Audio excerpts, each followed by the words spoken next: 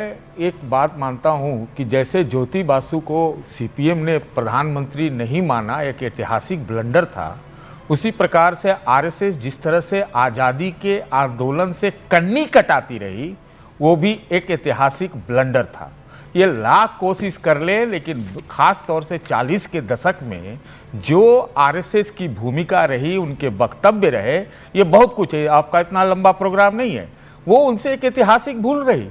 हमको तो लगता है कि जो आज बीजेपी का बल्ले बल्ले हो रहा है, अगर वो उस ढंग से कांग्रेस की जगह इस आज़ादी के संग्राम को लीड करते तो हो सकता है 50 और 60 के दशक में ही सत्ता में पहुंच जाते। हेडगेवार जेल क्यों गए थे? मैं एक बात सुनिए ना, आपको मालूम नहीं है क्यों गए थे? हाँ, मुझे गए थे, सुनिए, बता दीजिए। गए थे व्यक्ति के रूप में, उसके बाद 30 से 45-48 तक कहां रहे ये लोग पता ही नहीं चला। क्विट इंडिया मूवमेंट के समय इनके जो बयान है, आप ही लोग बताइए ना रिसर्च करके क्या क्या था।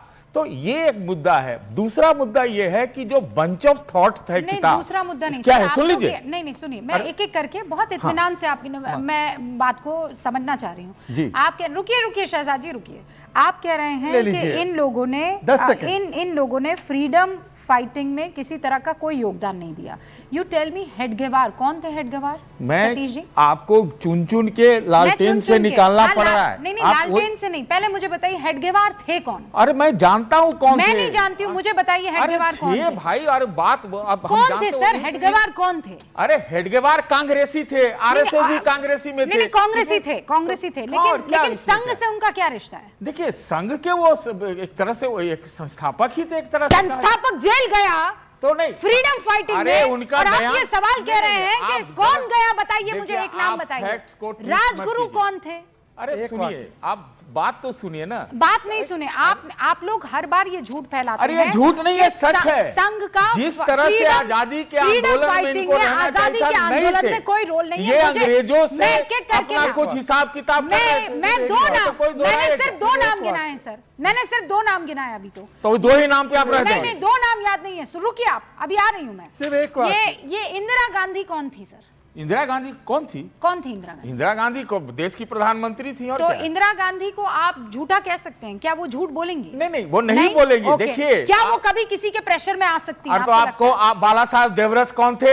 इमरजेंसी में जेल में रहते हुए चिट्ठियां लिखे, उसके पढ़िए ना चिट्ठियों। जवाब दीजिएगा। बाला साहब देवरस ने क्या क्या इंदिरा गांधी के प्रशंसा में चिट्ठी नहीं लिखी? मैं आपसे पूछ रही हूँ, आप इधर उधर नहीं करेंगे, फिर मैं आपकी सारी बातों को सुनूं। इंदिरा गांधी क्या किसी के दबाव में कभी आ सकती है? नहीं आ सकती। इंदिरा गांधी कभी झूठ बोल सकती है? पहले आप बोलिए मुझे, इंदिरा गांधी झूठ बोल सकती है? नहीं, क्यों नहीं बोल सकती? बोल सकती है। क्यों नहीं बोल सकती? तो ये झूठ बोला इंदिरा गांधी में रहने वाले बोलते हैं।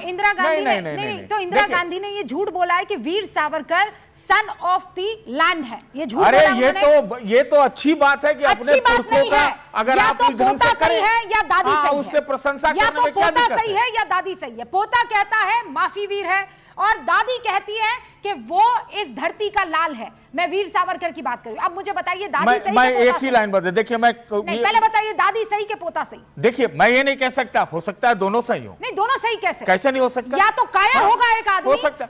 आप बोलिए अरे बंच ऑफ थॉट सही।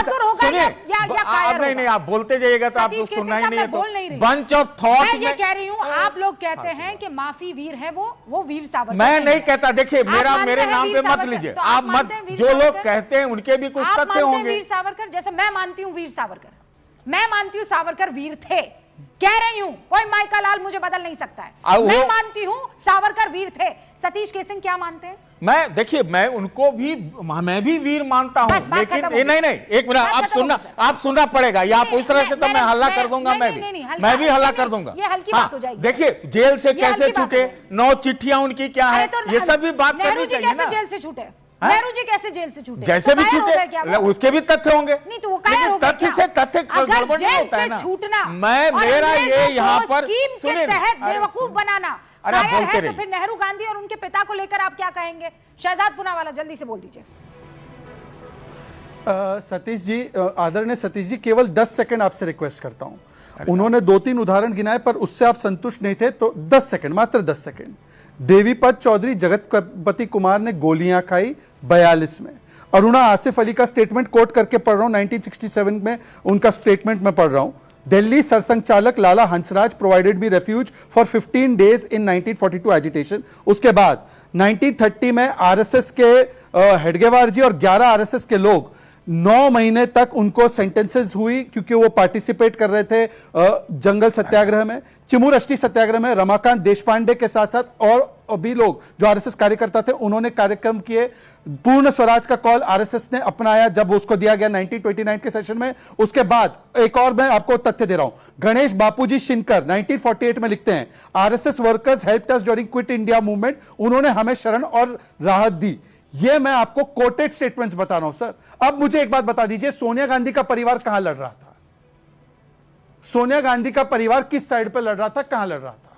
बाकी सारे स्क्रीन पर बता। एलन ऑक्टेवियन ह्यूम को लेने वाली पार्टी, विलियम वेडनबर्ग की पार्टी, वो हमको बता रही।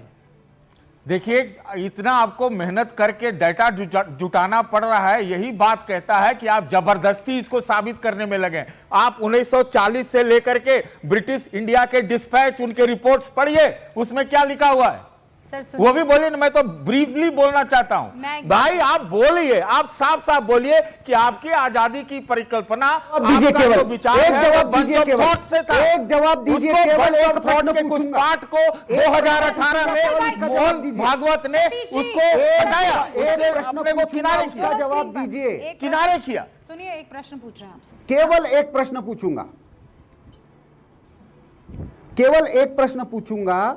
मुझे केवल इतना सिंपल बताइए कि यदि संघ स्वाधीनता आंदोलन में कहीं नहीं था और ब्रिटिशों के विरोध में नहीं लड़ रहा था, तो क्या कारण था कि 1927 से लगातार एनुअल सीआईडी के रिपोर्ट ब्रिटिश एडमिनिस्ट्रेशन मंगवा रहा है और 1935 से लगातार सारे स्वयंसेवकों को गवर्नमेंट एडमिनिस्ट्रेशन में पार्टिसिपेट करने से, जिस कानून को लेकर आज भी दिग्विजय सिंह और बाकी सब लोग चिल्लाते रहते हैं, उसको लेकर ये ब्रिटिश लॉ है, ये कांग्रेस का मान लेता हूं केतकर जी, आरएसएस ने ही आजादी दिलवाई, लेकिन विज्ञान भवन में हाल के दिन में आरएसएस के प्रमुख ने यह कहा कि कांग्रेस को क्रेडिट जाता है। आपके सरसंघचालक ने अभी से 15-20 रोज पहले कहा, तो गवर्नमेंट सर्विस में ज्वाइन करने से बैन क्यों लगाया? सीआईडी को क्यों लगाया? सीआईडी के लगातार 12-13 साल की रिपोर्ट देख लीजिए, आपको तो पर्दे के पीछे कुछ कर रहे होंगे तो नहीं मालूम, यदि मुझे तो कांग्रेस का पर्दे पर आंदोलन देखना चाहिए।